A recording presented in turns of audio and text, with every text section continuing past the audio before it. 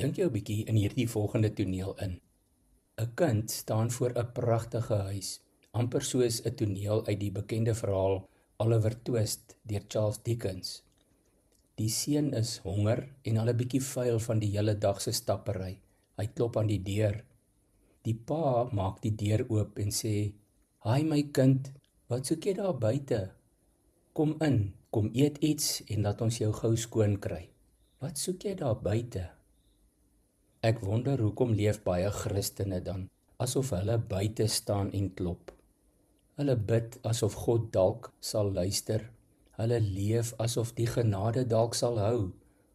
Hulle is eintlik onseker of hulle werklik welkom is. Hulle bid asof hulle God moet oorreed. Dit is dalk ook hulle wat Sondag 'n erediens bywoon om 'n bietjie krag te kry vir die week of pitkos of vir die maand en party soms vir die jaar. Maar met Pinkster het God 'n nuwe era ingelei. Alles het verander, want die Heilige Gees het ingetrek. God en jy staan nie meer weerskante van die deur nie. Nou is die vraag nie meer, hoe kry ek God se aandag nie? Die vraag is, leef ek met die bewussyn van wie in my woon? Ons het sopas Pinksterfees gevier. Die boodskap is duidelik. Ons hoef nie te klop nie. Ons is tuis. God self het ons status en ons posisie verander, van bedelaar na erfgenaam.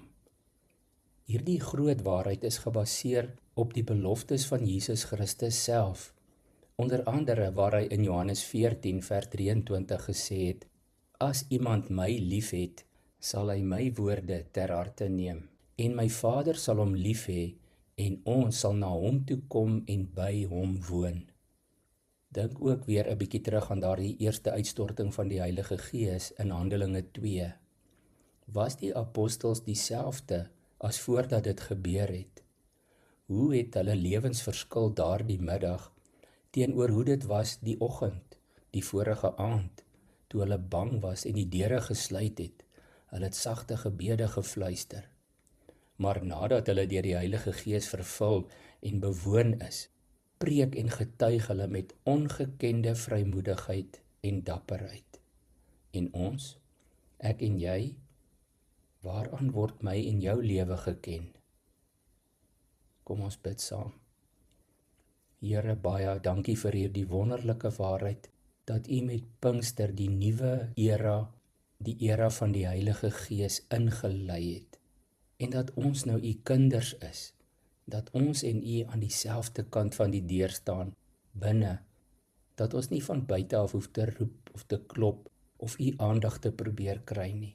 Help ons om hierdie waarheid nooit te vergeet nie, en te leef vanuit hierdie nuwe status en posisie wat U vir ons gekoop het. Ek prys U naam daarvoor. Amen.